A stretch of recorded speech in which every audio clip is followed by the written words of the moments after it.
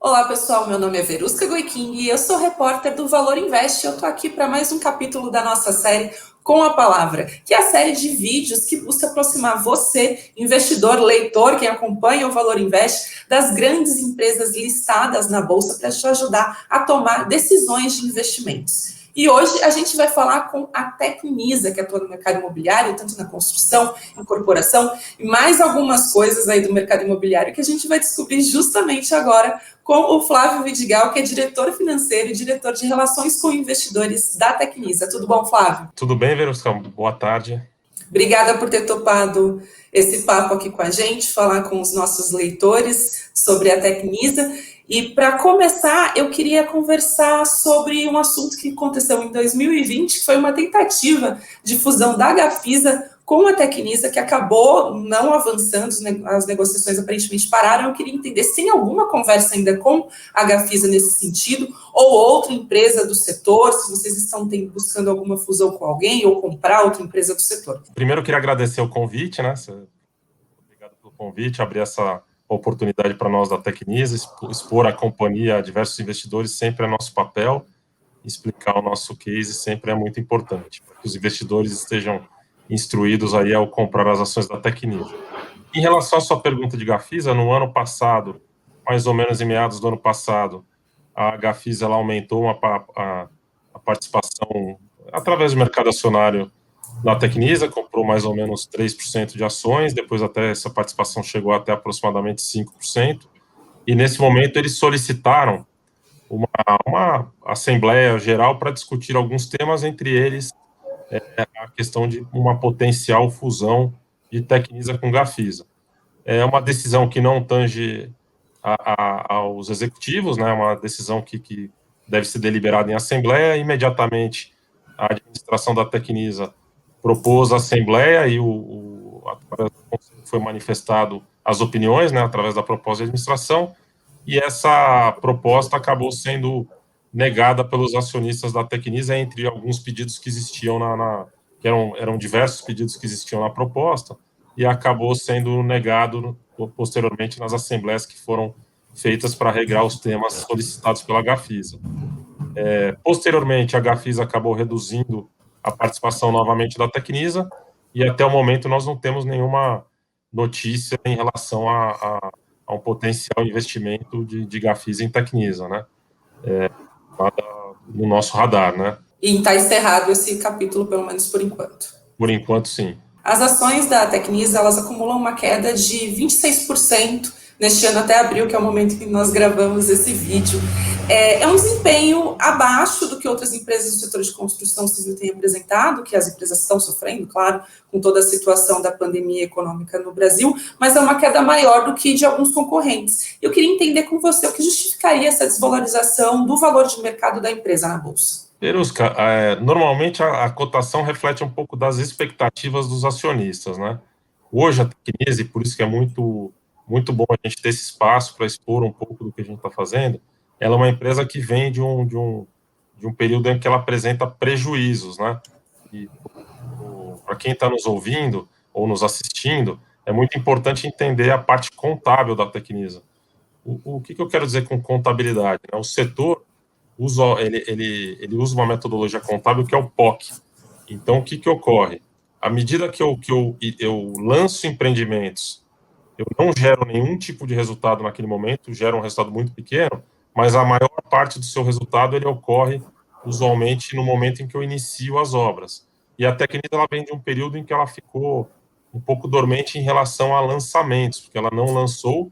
Basicamente, nosso principal desafio foi vender os estoques remanescentes e reduzir o endividamento da companhia através da venda desses mesmos estoques, né? Ou seja, a gente vendia estoques, reduziu o endividamento, até que em meados de 2019 a gente optou por fazer uma operação de follow-on, onde a gente conseguiu reduzir materialmente não só o tamanho do endividamento da companhia, como também o custo da dívida da empresa.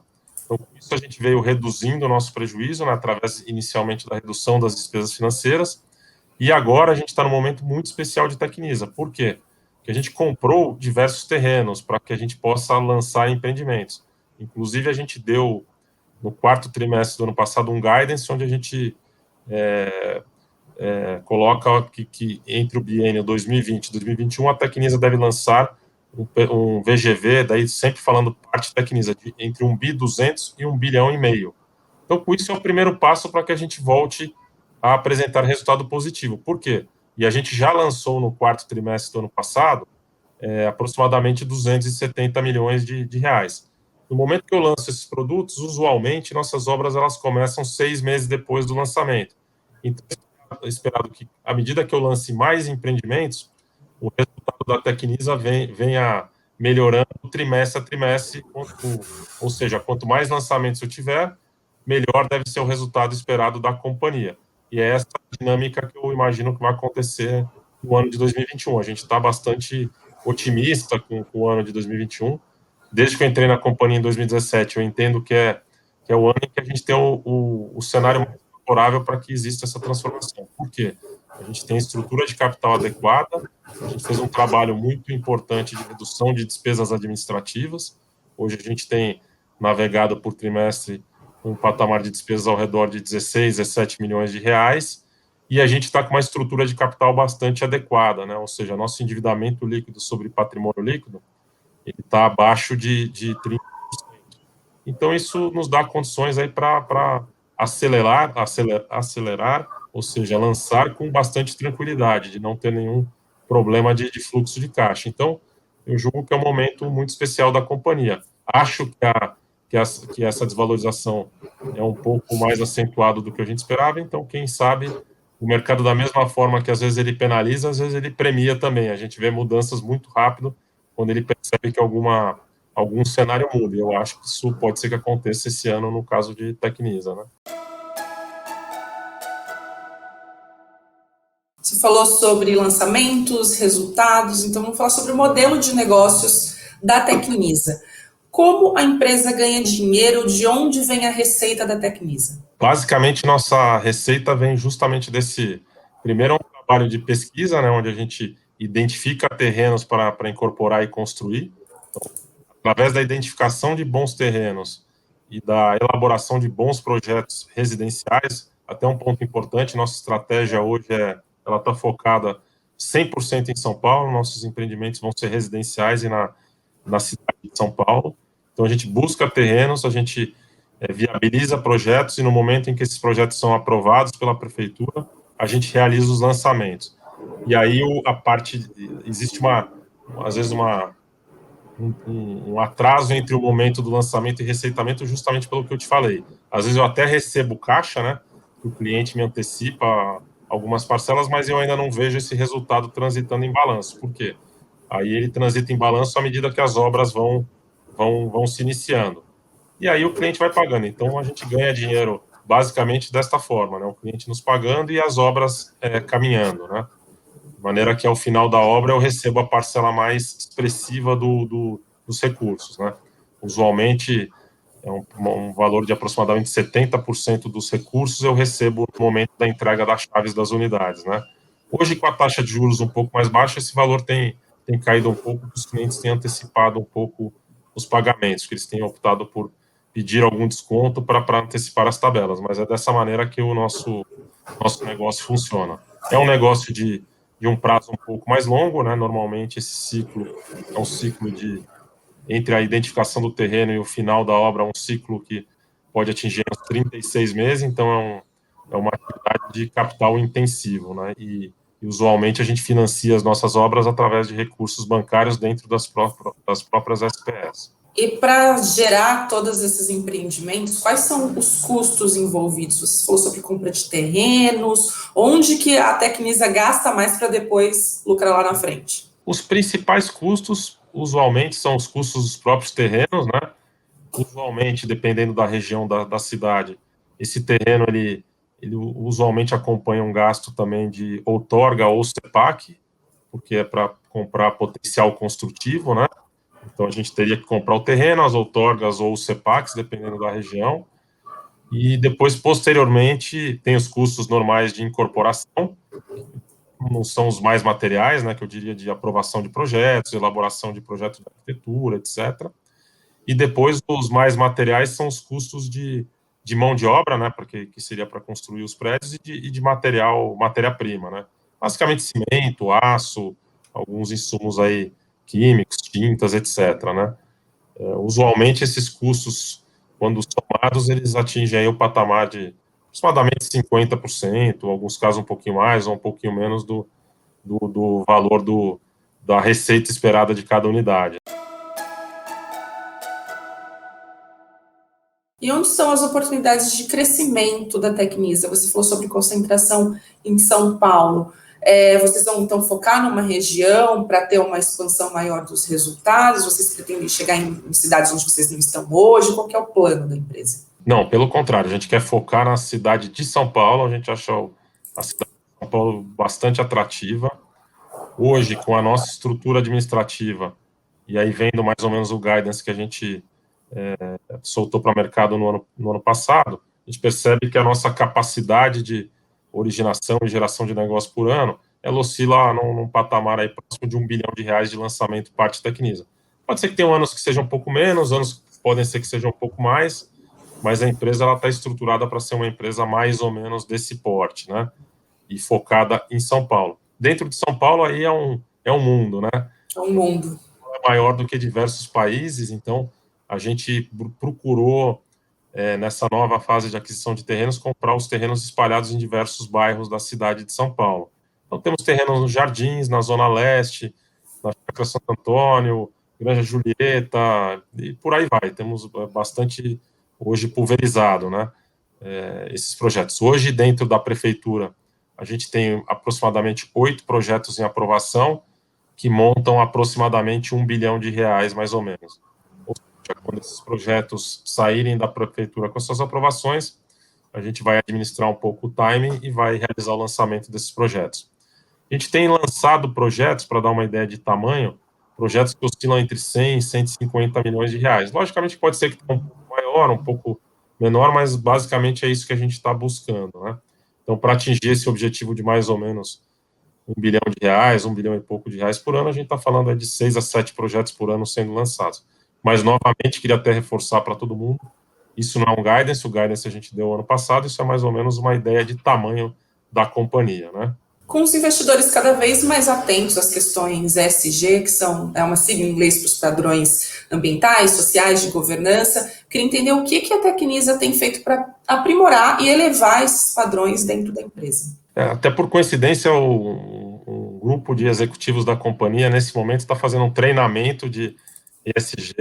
A gente tem muita coisa aplicada nas nossas obras, né, como água de reuso, diminuir movimentação de terra para evitar para a economia de carbono, a parte de luz, né, de iluminação, atendendo os estándares aí que permitem economia de luz. Então, a gente sempre está bastante atento aí a tudo que pode surgir na parte ambiental, contaminação de solo, né, que são tantos temas que a gente tem ficado atento a isso. Temos também, quando a gente fala de ESG, a gente se preocupa, a gente tem falado de meio ambiente, mas a gente também tem buscado se preocupar com a parte também de diversidade, né? A gente tem hoje o Conselho Fiscal que estava instalado, e pode ser que tinham mulheres também no nosso Conselho Fiscal. A gente buscou trazer diversidade para a companhia. Dentro do nosso corpo de funcionários existe um bom balanço também entre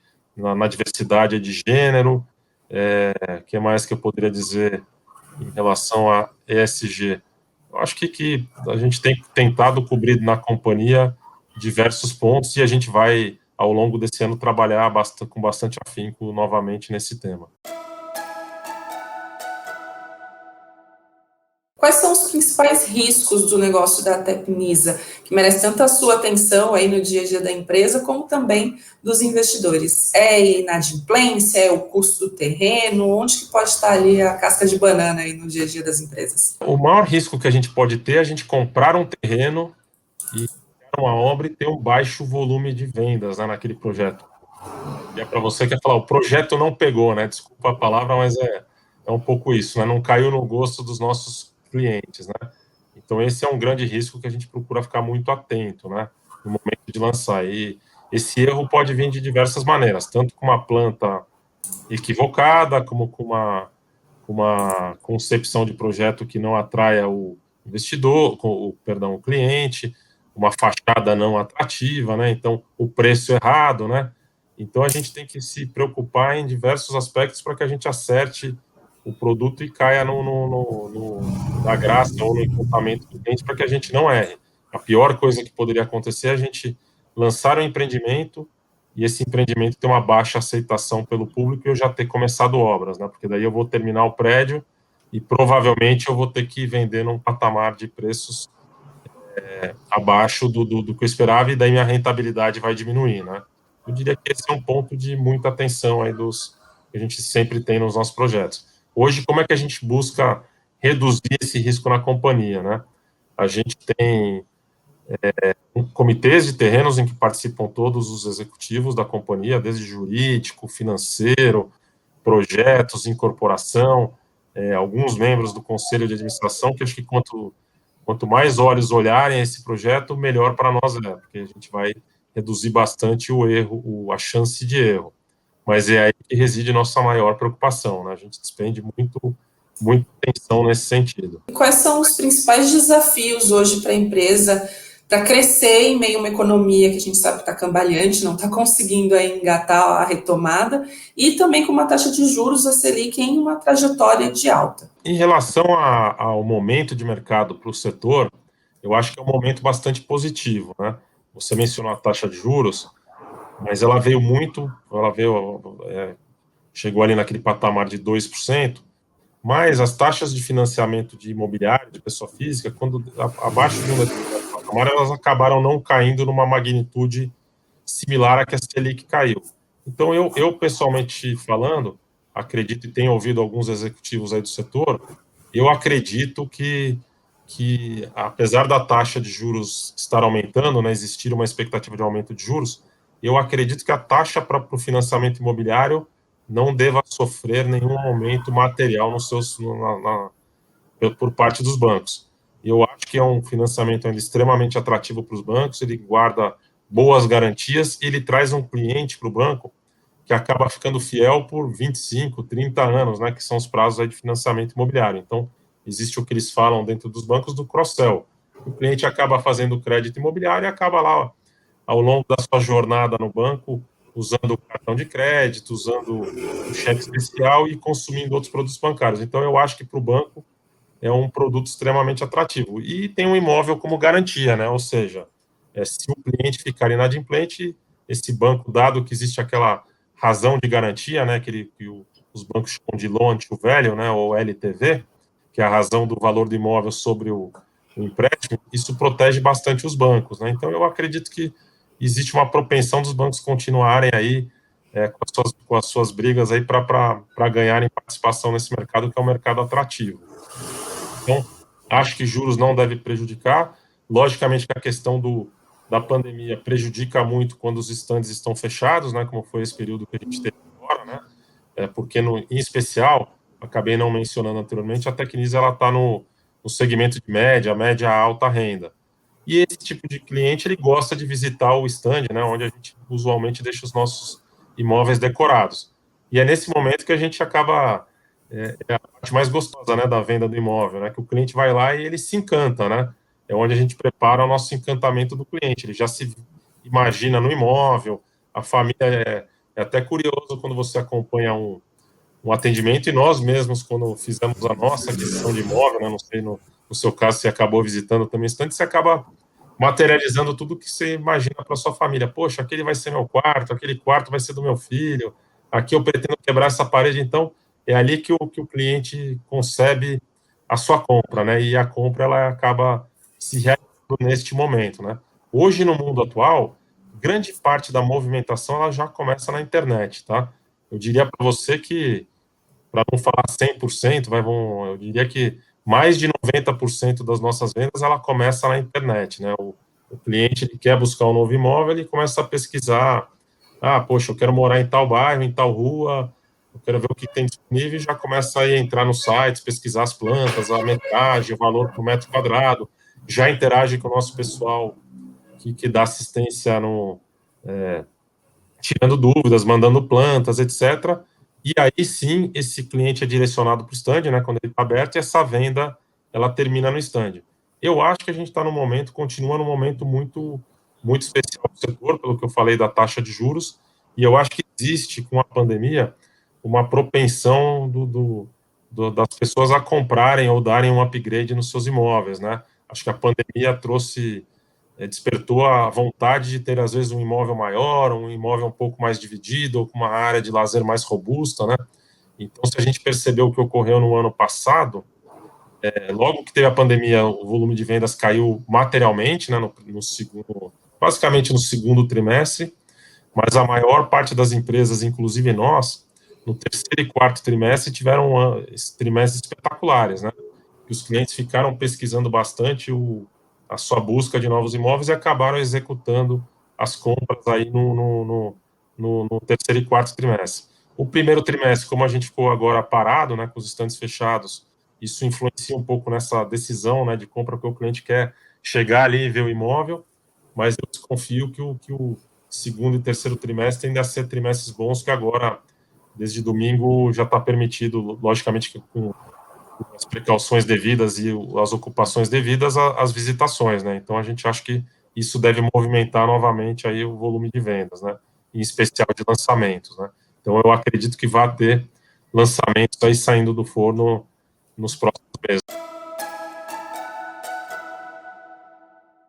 Você falou ao longo da nossa conversa de fluxo de caixa, lançamentos, compras de terrenos. Então, quando o investidor abre o balanço de vocês, vai encontrar todas essas informações lá. São muitos números. E eu queria entender quais são os 3 principais itens do balanço para acompanhar bem o desempenho da Tecnisa, quais são os mais importantes. Hoje eu acho que a gente deveria acompanhar, como a Tecnisa ela veio de um período mais dormente de lançamentos, isso derivava de um que a companhia, né, Land Bank, só para quem não está familiarizado, é o banco de terrenos, né, onde a gente chama, cada terreno que eu compro, eu acabo incorporando ele no nosso banco de terrenos e eu faço o quanto que eu posso gerar de vendas em cada terreno, né. Então, eu acho que o investidor deveria olhar primeiro qual que é o tamanho do banco de terrenos da nossa companhia hoje. Ele é só para posicioná-los, é um tamanho de 5,3 bilhões. Então, ele já permite aí os lançamentos de 3 a 4 anos da companhia, né? Mais ou menos, se a gente mantiver aí as diretrizes aí do biênio de 2020 e 2021.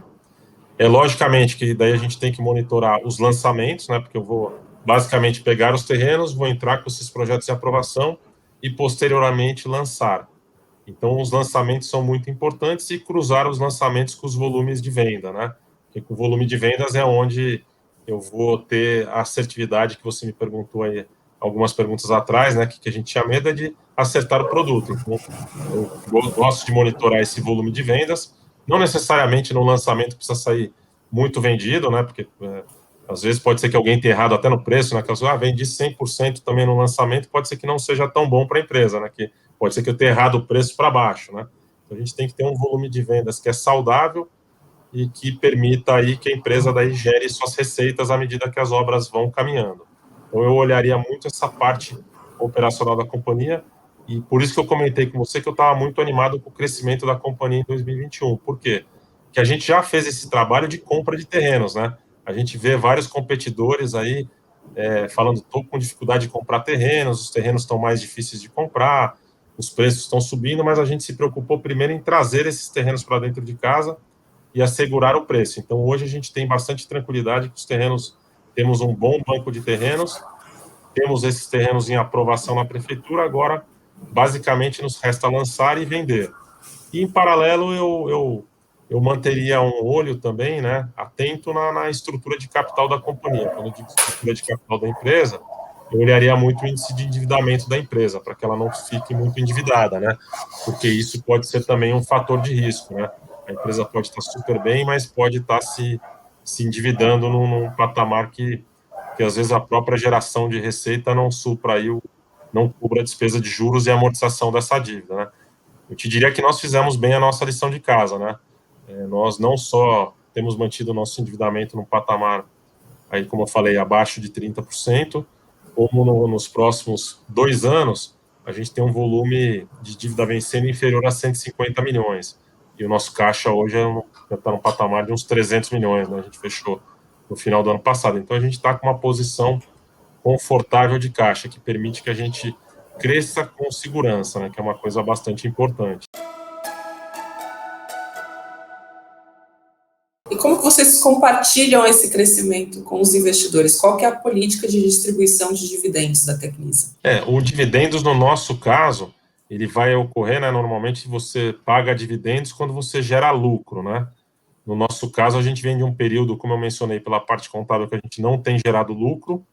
Eu espero que, à medida que a gente vai lançando, iniciando obras, aí o lucro vai aparecendo gradativamente, e aí existe expectativa, sim, de, no momento que a empresa fechar um exercício com lucro, de potencialmente distribuir dividendos, né?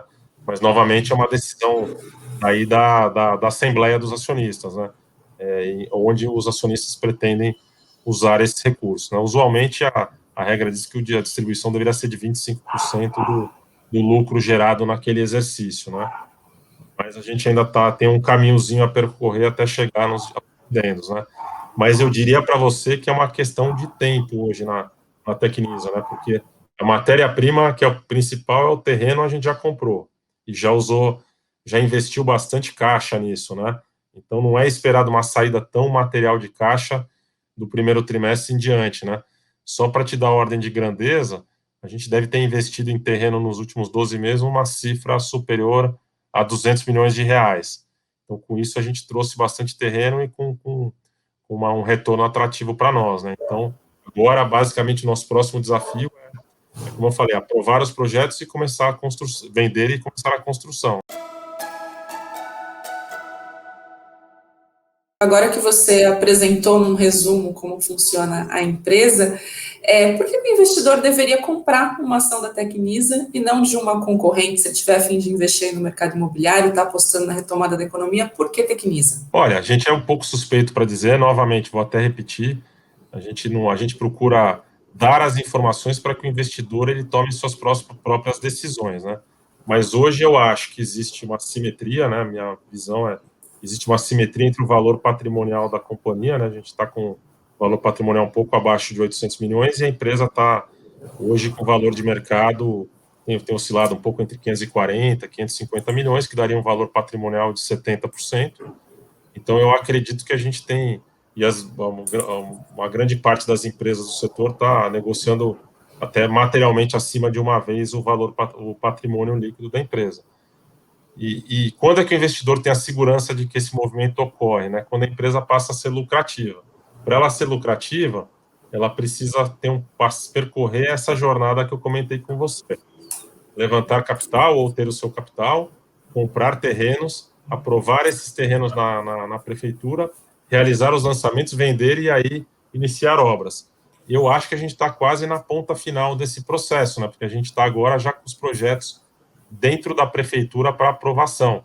Então, eu acho que as chances de insucesso, né, da gente não conseguir realizar esses lançamentos, ela é baixa, né? Pode ser que exista uma questão de mercado mesmo, como você mesmo comentou, né? Se a pandemia se piorar, se os estandes ficarem mais tempo fechados, logicamente que nós não vamos lançar projetos para cumprir tabela, né? Nós vamos lançar se a gente entender que existe mercado para absorver esses projetos. Mas eu acho que a gente está num momento muito interessante da empresa. Desde que eu entrei em 2017 na empresa, eu, pessoalmente, acho que a gente está no melhor momento, que a gente está com a estrutura de capital ajustada, como eu falei, uma estrutura de despesas bastante ajustada, né? Foi uma empresa que já teve um volume de despesas superior a 200 milhões de reais. Hoje a gente está com um patamar de 60, 65 milhões de reais de despesa, e lembrando que a gente está num ambiente inflacionário, né? Que as despesas poderiam até crescer e a gente tem conseguido mantê-las aí sob controle. E com a estrutura de capital, né? Como eu falei, com volume de caixa adequado para realizar esses lançamentos sem ter nenhum precalço, né? Então, eu julgo que as condições dentro da companhia, elas estão ali, elas são existentes. Eu vejo pouco risco para que não ocorram.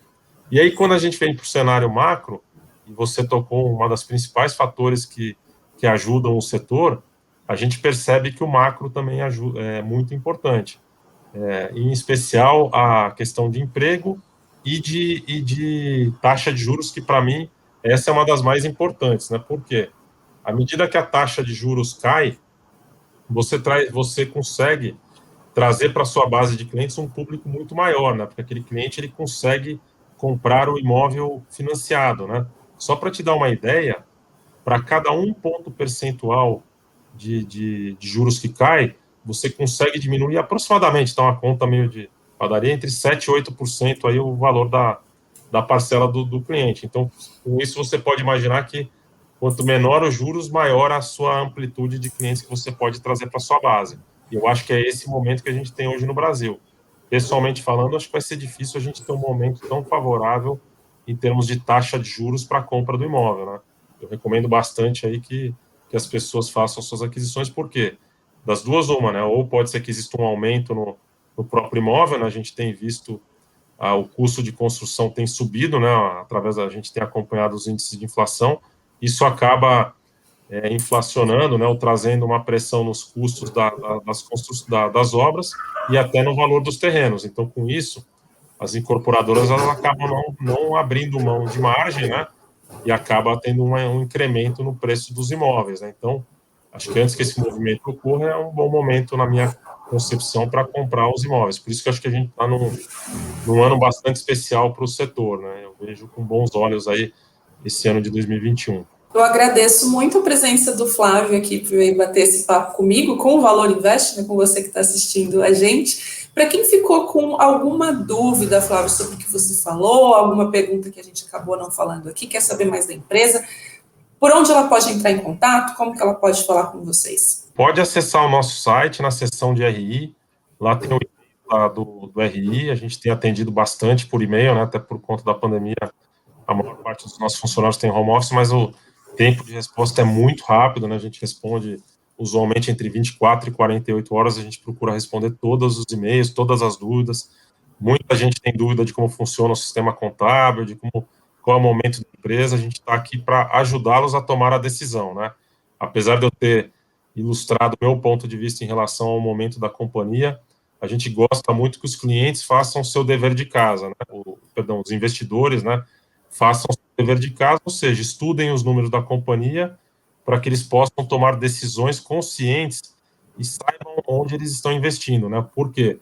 Porque o que preocupa um pouco a gente, como a gente está nessa tendência ainda de apresentar alguns prejuízos, às vezes as pessoas se assustam, poxa, a empresa deu prejuízo, e isso está no nosso plano de negócio, né? Então, por isso que é importante ter essa conversa conosco, por quê?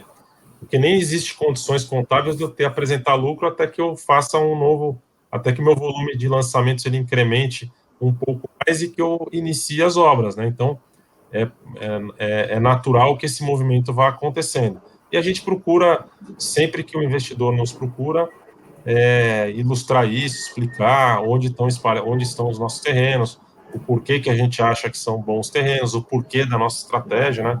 Como eu mencionei, de estar em São Paulo, focando em produtos de família, que a gente acha que é onde existe uma oportunidade muito grande em São Paulo, e investindo numa empresa tradicional como a Tecnisa, né? A Tecnisa tem uma marca muito boa, né, nas suas obras, né? Então, a gente está à disposição, novamente, como a Verusca falou, para tirar todas essas dúvidas de quem precisar. Tá certo. Agradeço mais uma vez Flávio Vidigal, que é diretor financeiro e diretor de relações com os investidores e potenciais investidores, vocês também, da Tecnisa.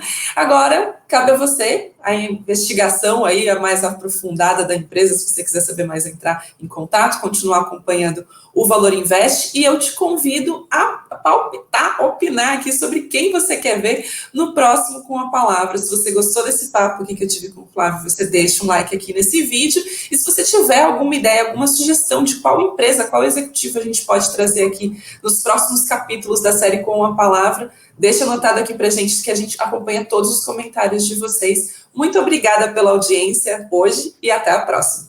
Tchau. Até logo. Tchau, tchau.